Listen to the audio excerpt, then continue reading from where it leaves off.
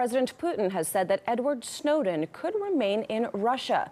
Now, the statement came during the president's address to a gas forum here in Moscow. RT's Igor Piskunov is on the scene with more details. Igor, what else has Mr. Putin said on this issue?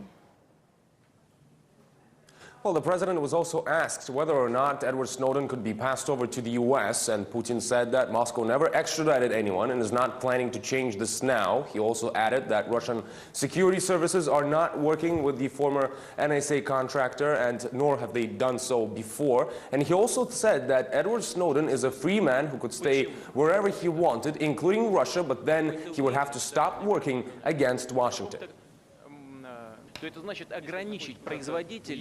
If he wants to fly somewhere and someone accepts him, it's okay.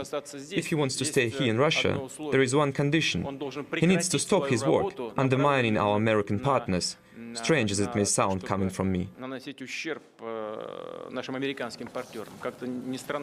The president also said he didn't know whether or not Snowden could leave Russia along with any of the delegations taking part in the gas suppliers summit in Moscow, since earlier the president of Venezuela said that there's a great chance Snowden could receive political asylum there if he asked for it officially. In the meantime, the former NSA contractor is waiting for Ecuador to decide whether or not to grant him political asylum, but there's speculation that the decision hasn't been made yet. In fact, it's far from having been finalized, since the country is apparently under a lot of pressure from Washington right now after granting political asylum to Julian Assange, who's also wanted by the U.S. In the meantime, Edward Snowden arrived to the transit zone of Sheremetyevo Airport in Moscow around a week ago from Hong Kong with an invalid American passport, and, well, the U.S. is asking for his extradition.